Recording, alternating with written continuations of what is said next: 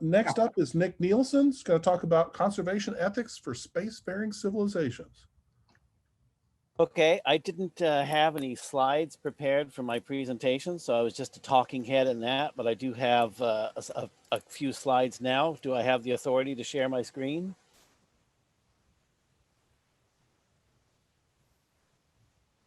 I don't know. Oh, I'm sorry. I thought I'd already given that, but let's see. I don't know. I didn't. Okay. I think you, yeah, there you go. Okay. How do I do?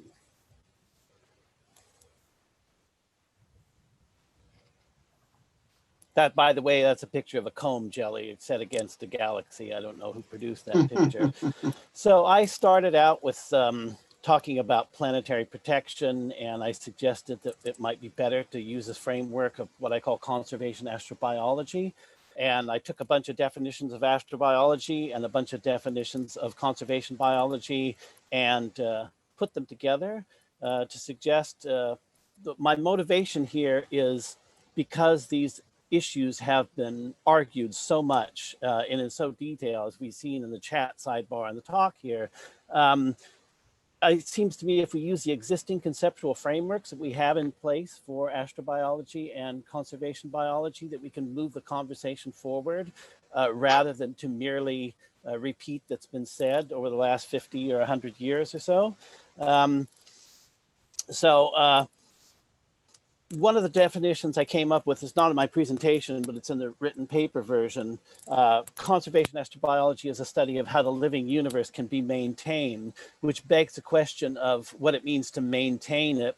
And we can just substitute preserved or conserved for this. Conservation astrobiology is a study of how the living universe can be preserved or how it can be conserved. And we get the age-old debate between conservationists and preservationists that we've already talked about here in the conversation so far. So I used the paper by J. Baird Caldecott on wither conservation ethics to discuss, and he trots out three familiar versions, which he calls a romantic transcendental preservation ethic that we find in Emerson, Thoreau, and Muir, in which the preservation of wilderness is morally edifying to human beings. And then the progressive utilitarian resource conservation ethic that we find in Gifford Pinchot, which is we need to save these perhaps for not just for our own generation, but for multiple generations. And then the evolutionary ecological land ethic of Aldo Leopold. Caldecott made a distinction between what he identifies as the anthropocentric presuppositions of the first two, and Aldo Leopold's evolutionary ecological land ethic is less anthropocentric and relies on the intrinsic value of the landscape and its processes. And one thing I'd like to point out, and there in environmental philosophy, there's a further distinction made between intrinsic value and utilitarian use value. So you can still have an anthropocentric formulation of utilitarian existence value that sounds a lot like intrinsic value, but is still based on the appreciation or valuation of moral agents or conscious agents or whatever you want to call them.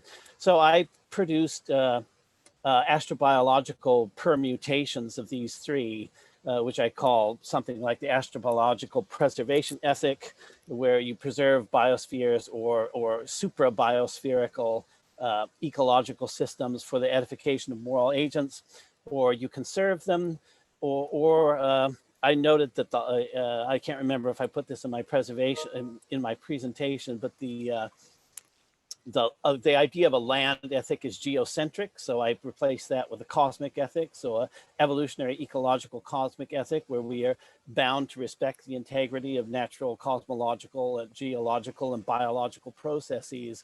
One thing I didn't get in my spoken presentation was that in a context where we were to recognize multiple moral agents, for example, if we had a successful SETI contact with another intelligent species, or if we became a spacefaring civilization able to travel to other places and find other species, the apparent anthropocentrism of the preservation ethic or the conservation ethic are less anthropocentric, because we would more or less recognize that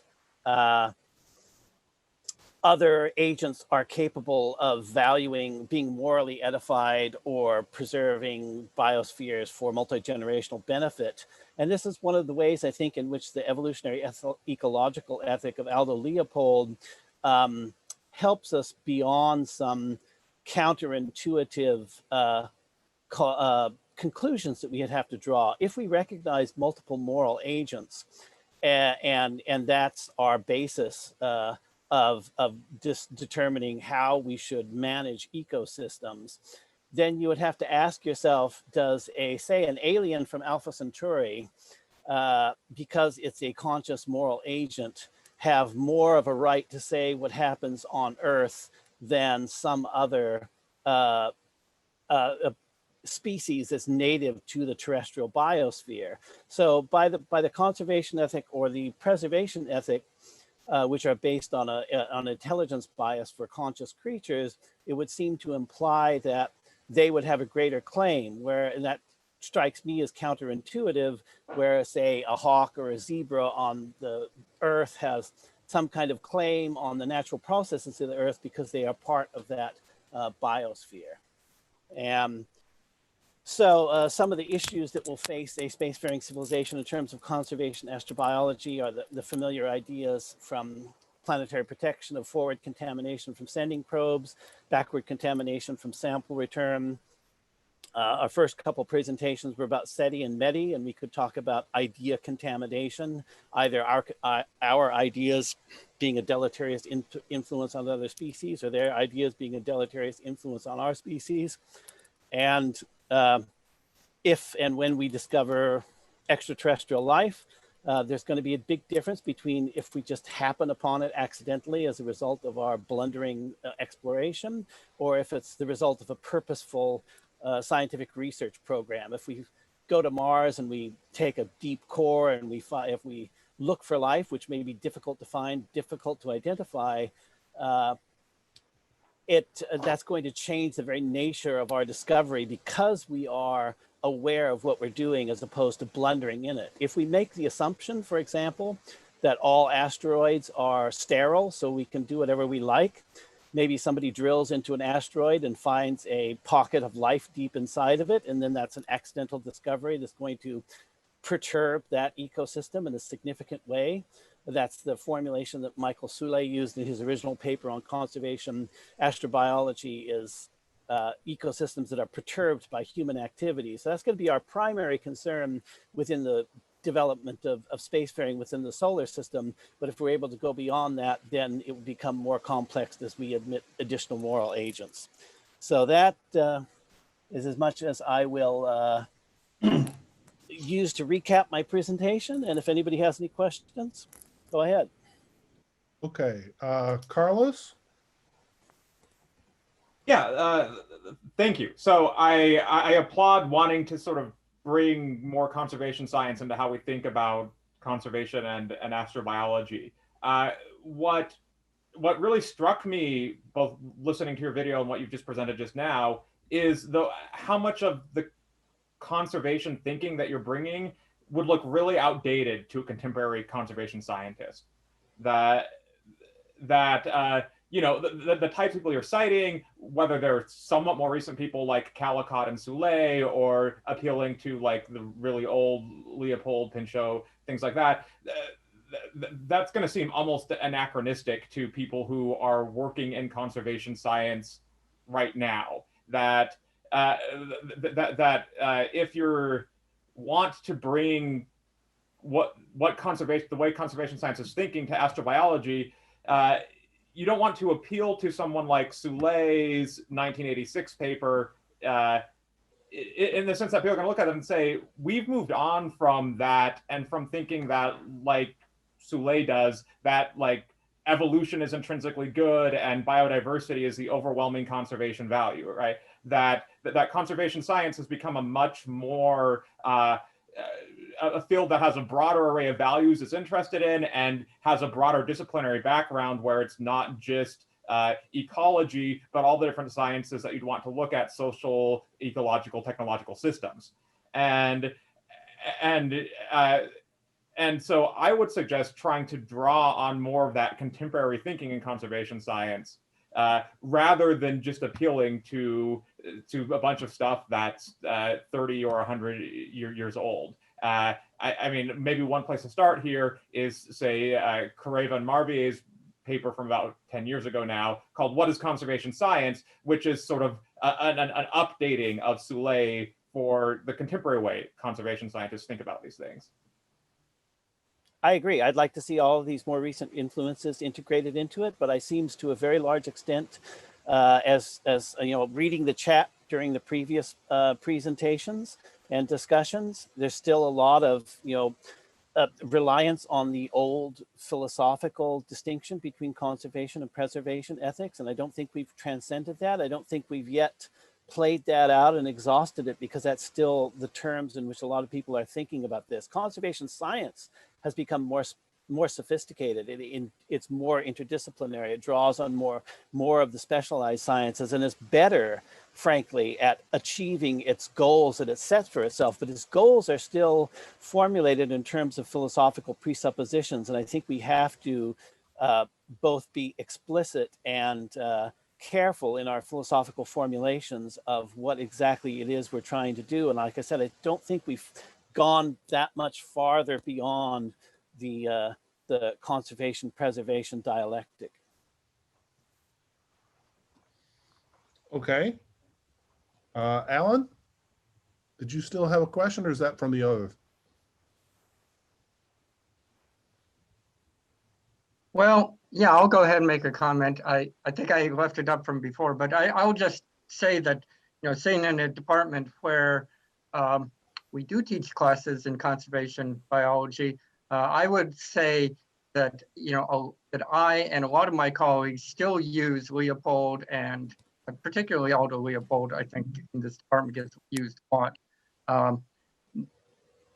when talking about the values of conservation. You're right, the science has changed a lot. And yes, Kareva has a very different view of conservation that is popular, but I would say it's not all conservation biologists will, you know, there's quite a few advocates who still would resonate more with Michael Soule's formulation of the ethical basis of conservation biology. It's a, I'd say, still a lively debate in the conservation biology community. Okay, Eric Pearson. Great, thanks. Yes, it was interesting that you referred to Calicut here. Oh, sorry, the light went out. I just want to know if you're aware of or have read Calicut's paper on moral considerability and extraterrestrial life from, I think, early 90s or even 80s. I have not read that paper, no. Okay, because the bad news is that in that paper, he argues against widening the land ethic of Earth. I don't remember exactly the arguments. It's something with extraterrestrial life not belonging to the same biological community as our life. So maybe you want to have a look at that. Great, I appreciate the reference, and yes, I will want to take a look at that. Okay, how about Abhik?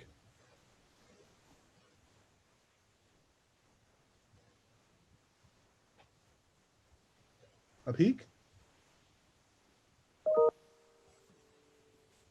I think he may be frozen. So William, we'll go to you. Yeah, just a quick note. I exchanged emails with Calicut about application of the land ethic to outer space.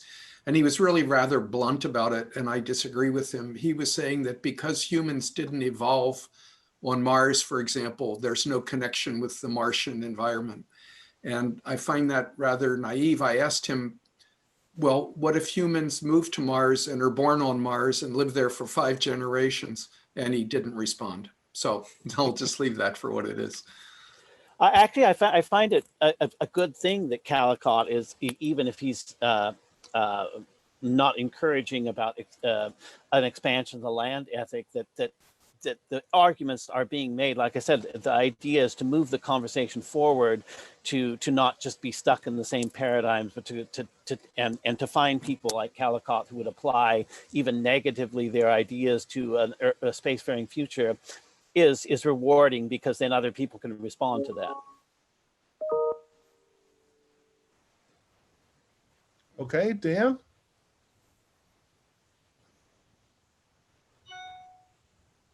Yeah, I agree with William about Callcott. I think the land ethic has to be applicable throughout the solar system, the way that Leopold drew it up. And I don't think that Callcott has thought things through all the way. Part of my resistance to Callcott comes from what William said. Another one comes from the fact that, as William pointed out, Callcott frames his arguments in terms of evolution. And he says that that Leopold's land ethic applies only to Earth because of evolutionary reasons. Well, it all depends on when we want to start the evolutionary clock. We start the clock of evolution with the Big Bang at 14.5 billion years ago. I guess 13.7 is the number now. Anyhow, the idea is that the entire solar system evolved together in an evolutionary way. And Callcott's objection to applying the land ethic beyond Earth for this reason fails. And that's the point of astrobiology, is to put evolution on Earth into a cosmological context. And we need to start viewing evolution not merely on the basis of what we see on Earth, but on the basis of everything that made evolution on Earth possible. Okay. Andrew Kennedy?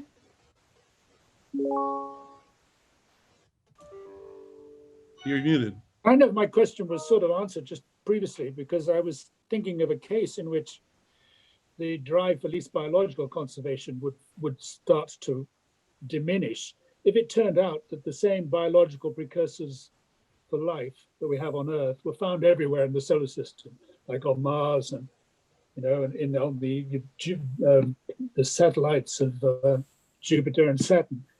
And the idea being, therefore, that if our kind of life is completely ubiquitous, there's less urgent need to sort of, you know, protect these other places, because it's the standard common language of the universe, so we don't need to care that much. I would suspect, even if, well, first of all, we would be faced with the interesting astrobiological research program of where life began. If we find life that is essentially similar to Earth life all over the solar system, we would be less certain that life had evolved originally on Earth. It may have evolved first on Venus or Mars and been moved to Earth by lithopanspermia. And the second thing is that after several billions of years of separate evolution, those instances of life would be so different, significantly different from life on Earth, that we would learn a lot scientifically from studying them, even if they came from the same origins of life event. It's true, but if you then multiply this out into the rest of the universe, you'd expect that our kind of life is so common that kind of it doesn't really seem so urgent. But yeah, I understand what you mean. I think it's scientifically very urgent, and I think it just makes the universe a more interesting place. But obviously, people are going to have different perspectives on that. Yeah. Abhik, let's hope your sound works now.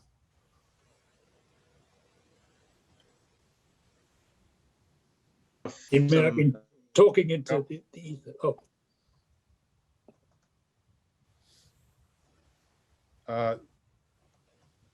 There you are.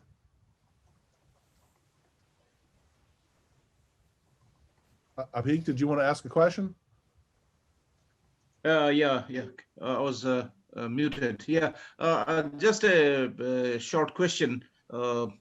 You were talking about astrobiological ethic in terms of multi-generational benefit, that is use value. And also you're talking in the next on intrinsic value, the importance of that. So how do you really think that we can strike a balance between this? Because use value is likely to overtake intrinsic value very often. Well, in the paper version of my talk, I suggest that one of the values of making the philosophical and moral presuppositions of our conservation goals explicit is that it would allow a society might choose to pursue more than one goal in moral philosophy or goal in terms of economic development. So you might find a plurality of approaches. And if we have a field as large as the solar system, when we can pursue a plurality of conservation approaches, we may we can make a pragmatic assessment as to whether any of these methods is more effective than the others. So, we might in one area choose to pursue something like an evolutionary ecological ethic, and somewhere else an instrumentalist ethic, and we might find, depending on the interpretations, that one of those is more effective than the other in terms of both conserving natural values or natural resources, depending on how you want to frame it, and getting the optimal outcome for humanity. Okay, on that note, we'll have to end this one.